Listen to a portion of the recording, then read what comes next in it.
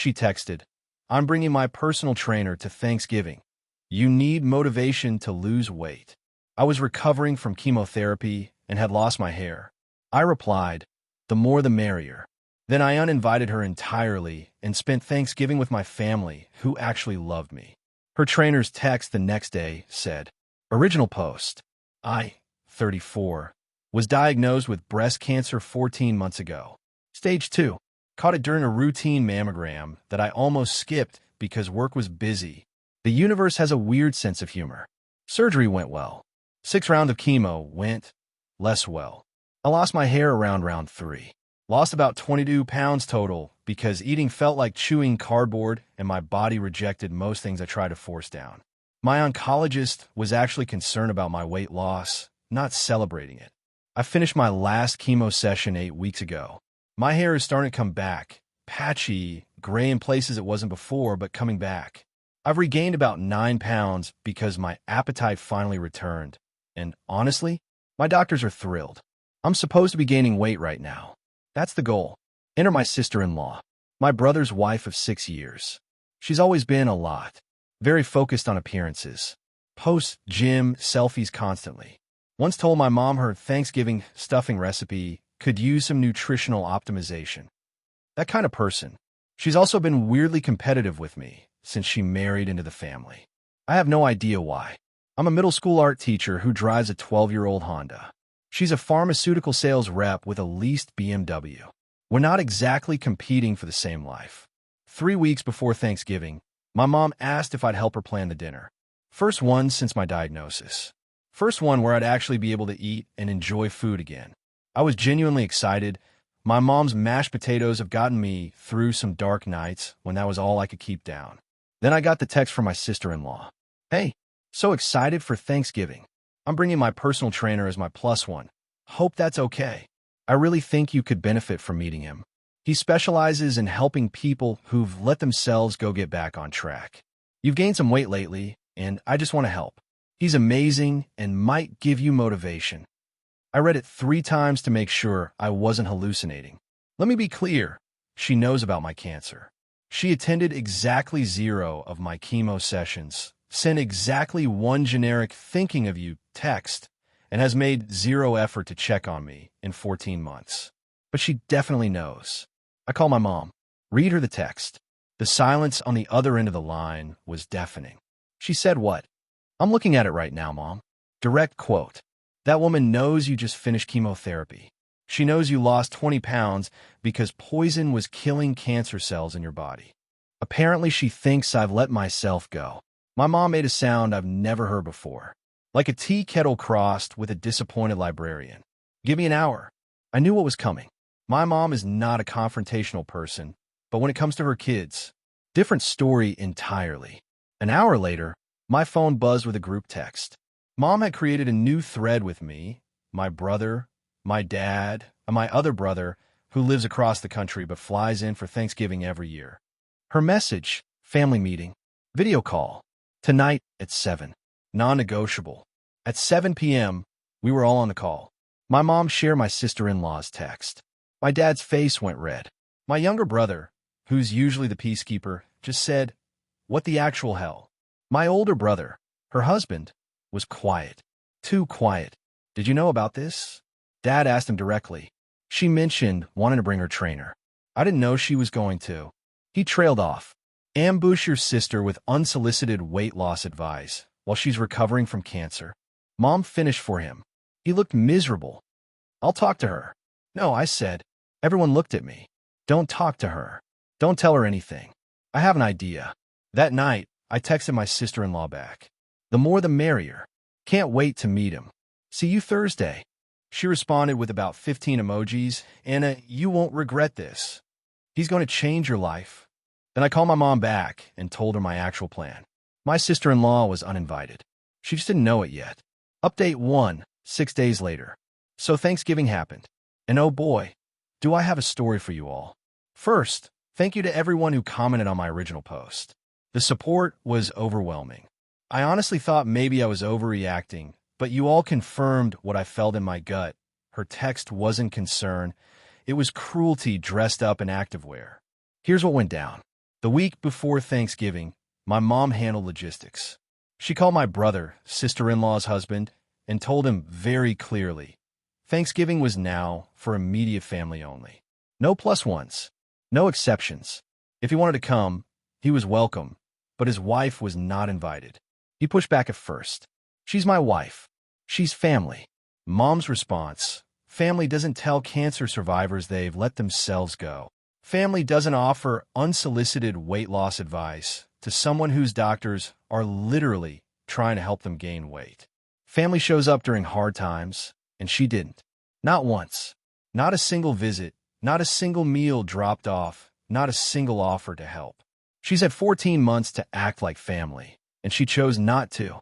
Now I'm choosing not to have her at my table. My brother tried to negotiate. Maybe she could come and just apologize. She's not sorry, Mom said. She thinks she's helping. That's worse. In the end, my brother came alone.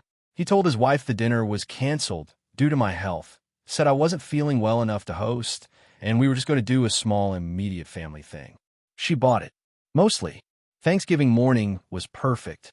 My mom went all out. Turkey, her famous mashed potatoes, homemade rolls, 3 kinds of pie. My dad wore his ridiculous pilgrim apron that he breaks out every year. My younger brother flew in the night before and brought his new girlfriend, who was nervous but sweet and fit right in. My older brother arrived looking like he hadn't slept in days. I felt bad for him, genuinely. He's not a bad guy. He's just married to someone who bulldozes him. But that's his problem to solve, not mine. We were halfway through dinner. I was on my second helping of mashed potatoes, which felt like a personal victory when the doorbell rang. My mom and I looked at each other. I'll get it, I said. I opened the door, and there she was. My sister-in-law, in full makeup, hair perfectly curled, wearing what I can only describe as Instagram influencer at a harvest festival aesthetic. Behind her stood a man in a too-tight Henley, arms crossed like he was posing for a fitness magazine cover. Surprise, she said, pushing past me into the foyer. I knew you weren't really sick. You're always so dramatic about your health stuff. I told him, she gestured at the trainer, that we should just come anyway. Family is family, right? I stood there, genuinely speechless. My mom appeared behind me. Her face could have frozen lava. What are you doing here? I'm here for Thanksgiving. My husband is here. Why wouldn't I be? Because you weren't invited. The smile faltered for exactly 1 second before she recovered. That's ridiculous. There must have been a miscommunication. He said it was canceled, but I can see it's clearly not. There was no miscommunication. You were deliberately not invited. Because you texted my daughter, who just finished chemotherapy for breast cancer, and told her she needed to lose weight. I was trying to help her. She's gained weight, and I thought, she's supposed to gain weight. Her doctors want her to gain weight. She's been underweight for months because chemo made it impossible to eat. But you'd know that if you'd bothered to visit her. Once. In 14 months. My sister-in-law's face went through several expressions in rapid succession.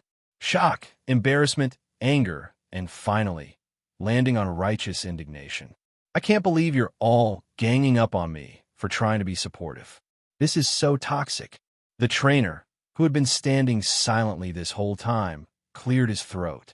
Maybe I should wait in the car. No, you stay.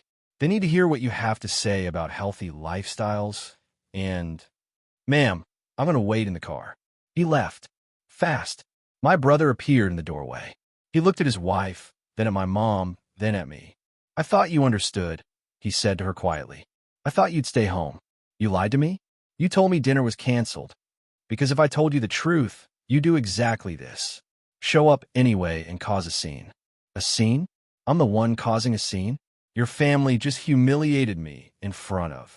You humiliated yourself, I said, finally finding my voice. Months ago, when you decided my cancer recovery was an inconvenience and my weight was your business. I didn't ask for your help. I didn't want your help. And I definitely don't want your trainer's help. I want my family. I want mashed potatoes. And I want you to leave. She stared at me like I'd grown a second head. You can't kick me out. This isn't even your house. It's my house, Mom said. And I can absolutely kick you out. Leave now, or I'm calling the police for trespassing. My sister-in-law looked at my brother, waiting for him to defend her. He didn't. I'll take an Uber home, he said to her. We'll talk later. You're choosing them over me? I'm choosing to eat dinner with my family. You should go. The look on her face was pure shock. I don't think anyone had ever told her no before. Not like this. She left, slammed the door hard enough to rattle the windows. The rest of Thanksgiving was actually wonderful. We finished dinner, had pie, played cards, watched football. My brother was quiet but present, and by the end of the night, he actually seemed lighter, like some invisible weight had lifted. But the story doesn't end there. Update 2, 4 days later. Okay, so I thought Thanksgiving was the climax of this whole mess. I was wrong. The fallout started the day after Thanksgiving. I woke up to a text from an unknown number. Hey, this is awkward, but I'm the trainer from yesterday. I got your number from your sister-in-law's phone when she was in the bathroom. I need you to know, I had no idea about your situation. She told me you were a sister-in-law who wanted fitness advice, but was too embarrassed to ask. She said it would be a nice surprise. I'm really, really sorry. I wouldn't have come if I'd known the truth. For what it's worth, you don't need to lose weight or change anything. I hope you're recovering well. I stared at that text for a long time. She lied to him. She made up an entire story to justify bringing him and ambushing me. That's a whole new level.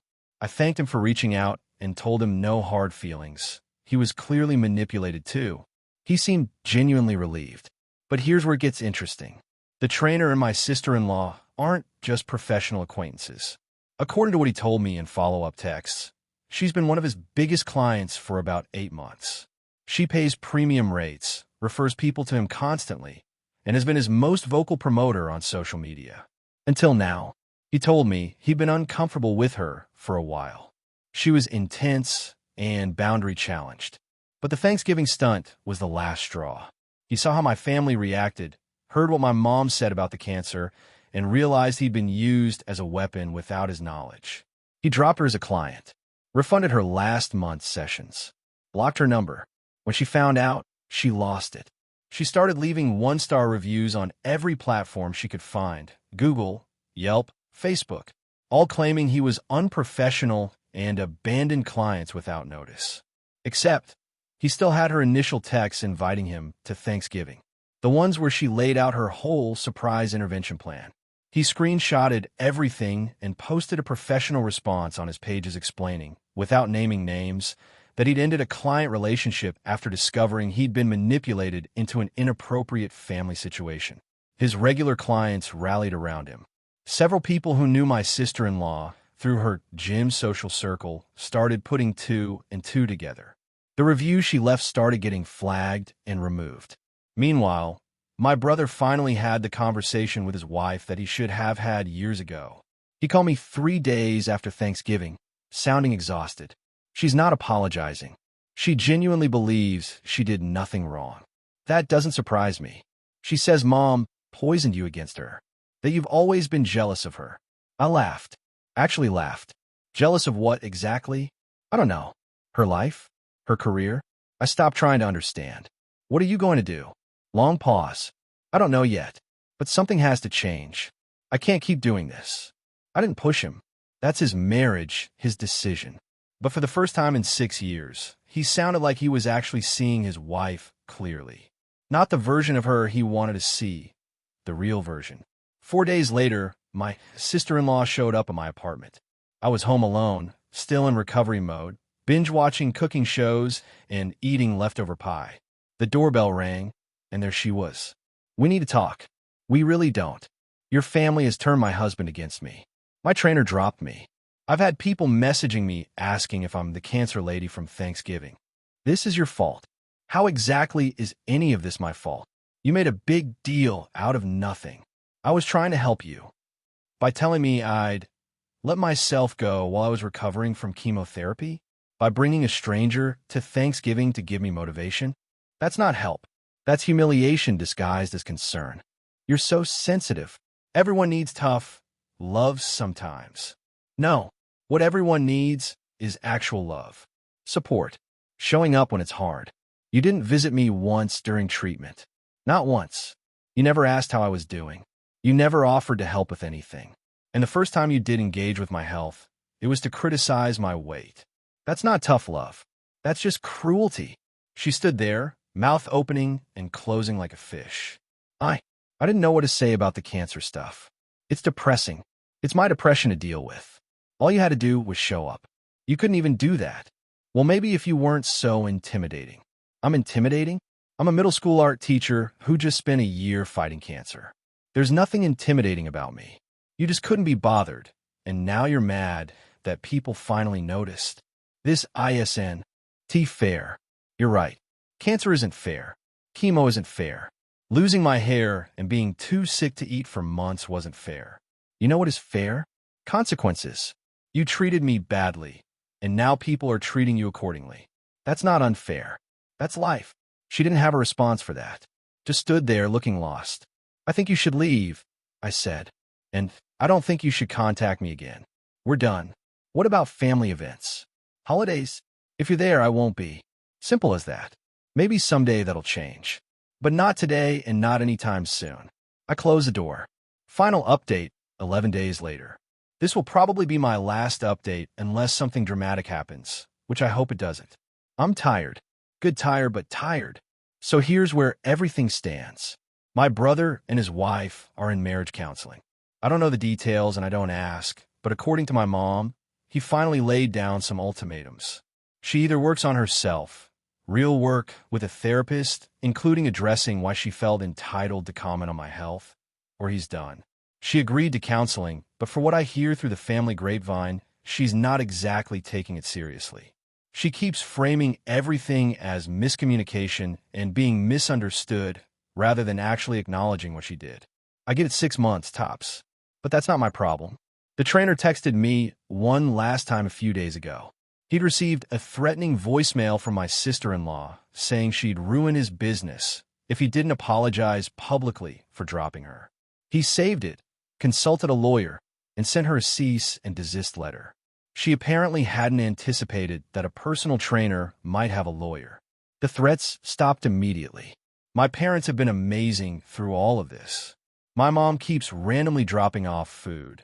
Apparently, she's taken my weight gain as a personal challenge. My fridge is stuffed with homemade soup, casseroles, and approximately 4 pounds of her famous mashed potatoes. My dad doesn't say much, but last week he showed up at my apartment with a space heater because hospitals are always cold and I wanted to make sure you were warm. I didn't have the heart to tell him I wasn't going to the hospital anymore. I just hugged him and plugged in the heater. My younger brother and his girlfriend have been texting me regularly. She's a nurse, actually, and has been giving me tips on managing my recovery that my doctors somehow never mentioned. Small stuff, what foods help with chemo fatigue, gentle exercises that don't wipe you out, but it's made a difference. As for me, my hair is coming in thicker now. Still weird, curly in places it never was before, and there's a patch near my temple that's coming in silver, but it's mine. I've gained another 4 pounds, which my oncologist celebrated like I'd won an Olympic medal. My energy is slowly returning. I went back to teaching last week. Part-time for now, just a few classes. My students made me cards while I was gone. One of them drew a picture of me as a superhero with a cape made of paintbrushes. I cried in the supply closet for 10 minutes, but in a good way. And here's the thing I keep coming back to. My sister-in-law wanted to shame me. She wanted to show up with her trainer and her perfect body and make me feel small. Make me feel like my recovery wasn't good enough. Like I wasn't good enough. Instead, she revealed exactly who she is to everyone who matters.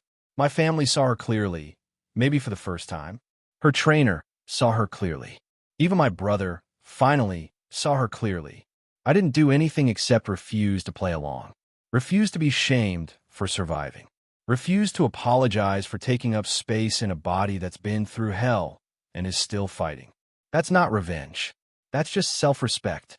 Some people in the comments asked if I feel bad about how things turned out for her. Honestly, not really. She's facing consequences for her own actions. Her husband is questioning their marriage because of her choices. Her trainer dropped her because of her behavior. People are talking about her because SHE showed up uninvited and caused a scene. None of that is my responsibility. What I ask my responsibility is my own recovery. My own life. My students who missed me. My family who showed up when it mattered. My own health, which is slowly, finally getting better. That's where my energy goes now, not on her. Last thing, my younger brother's girlfriend asked if she could have my mashed potato recipe. I told her it's my mom's secret, but I'd try to get it for her.